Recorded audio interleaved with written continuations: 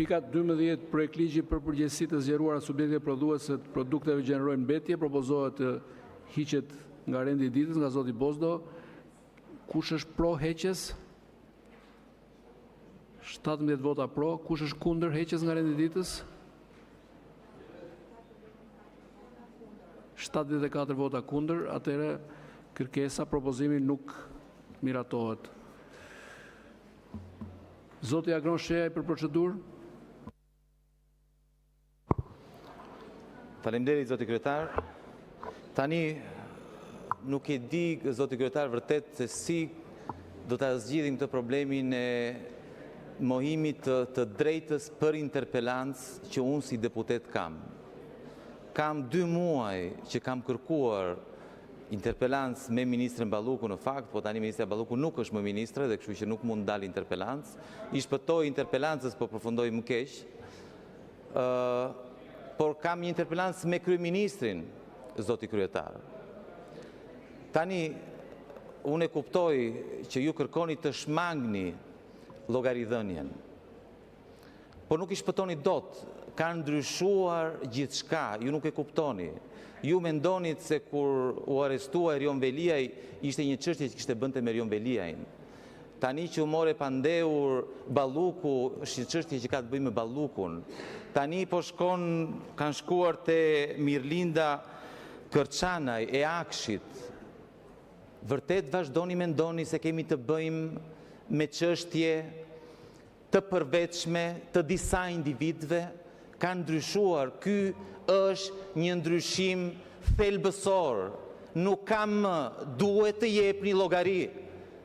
Duhet të jepni llogari dhe nuk keni çati bëni drejtësisë, nuk keni çati bëni Spakut, sepse kanë mbrojtjen e ndërkombëtarëve dhe në fakt edhe këto sulmet qesharake që bëni për ditë, Rama çdo ditë kërcënon gjykatën kushtetuese me brot shkulla të llojit. Keni marrë të pandehur, keni pezulluar ministren Balluku dhe shqiptarët nuk udhtojnë dot në Kanada. Tani kemi dëgjuar, ka filluar Ministri i Drejtësisë me postime që thot ndarja e pushteteve. Kujtohet për një takim që ka bërë me Ministrin e Drejtësisë italiane të para 2 javë dhe na tregon që dhe ai ishte shqetësuar.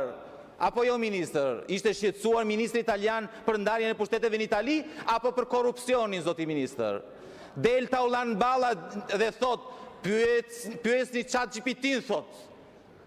S'ka ndodhur ndonjëherë, po unë prapë thot Ulan Balla, nuk flas keq për gjykatësit dhe për prokurorët, si janë ban Taulantit, se ka frikë se përfundon si gjithë të tjerët. Tani, nuk e shmangni dot daljen para drejtësisë, e keni të kotë. Ky është një ndryshim historik. Kështu që ndajni mendjen, dilni çdo ditë siç po ndodh, bashkëpunoni me drejtësinë, sepse ju ka ardhur fundi. Atëherë, zoti Shehaj, jeni të sigurt që kërkesat për interpelancë shqyrtohen me shumë seriozitet. Unë nuk kam refuzuar, të lutem. Nuk kam refuzuar asnjë prej 2 interpelancave tuaja. Një interpelancë ishte me zëvendës kryeministren Balluku, ishte planifikuar, nuk zhvillohet dot për arsye që dihen. Interpelanca e kërkuar me kryeministrin lidhur me ndërtimet pa lej, prishjet e tjera, është planifikuar, po planifikohet për datën 11 dhjetor. Zoti Balla, replik.